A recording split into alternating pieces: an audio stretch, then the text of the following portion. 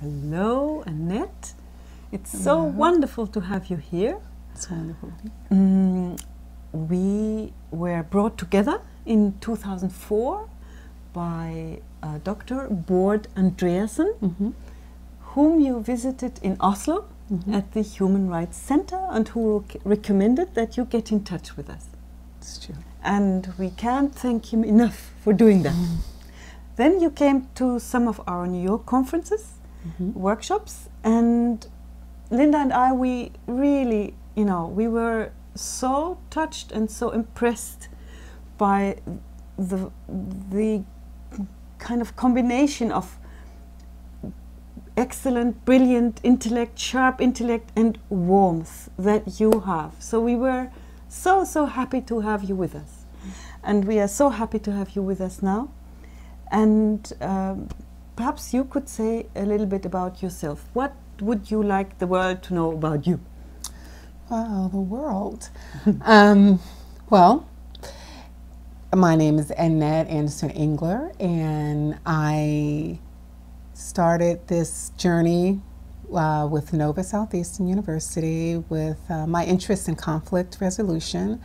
I was really interested in more of transformation, not so much about how we can immediately resolve conflict, but what happens in the process of the resolution process, who's being transformed and how. So that was my big interest. I worked on my master's degree there, then I went on to State University and I received my PhD in human science, again, trying to study human behavior. And I just like to continue this work. This work is extremely meaningful to me. What we're doing here is very, very meaningful to me personally, professionally, academically. I mean, it's a combined self. I am enjoying this experience. So it is a pleasure to be here. Oh.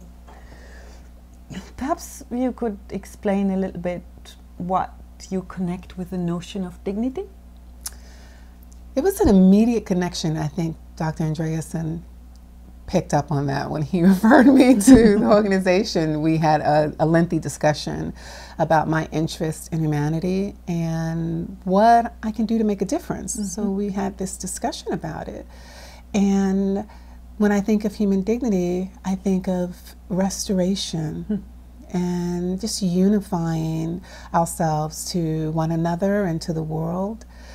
And being connected at these meetings and workshops make me feel like I, in a sense, am a part of human dignity. There's part of my own human dignity that I think I've forgotten about, and it was a restoration for me. So, and you have, studied also the violation of dignity, or when dignity is not there. Or that's correct.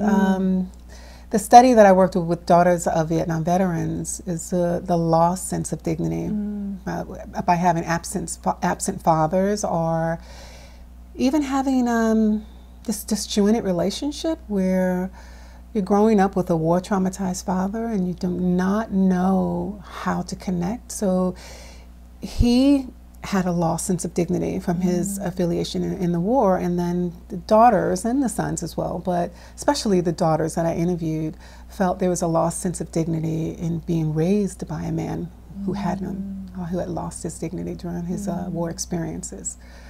So, yeah. So we were discussing a little bit prior to this interview or this dialogue, and we found out that at least 5 topics would be, coming to our heads immediately, which you could and would like to contribute with to our World Dignity University initiative.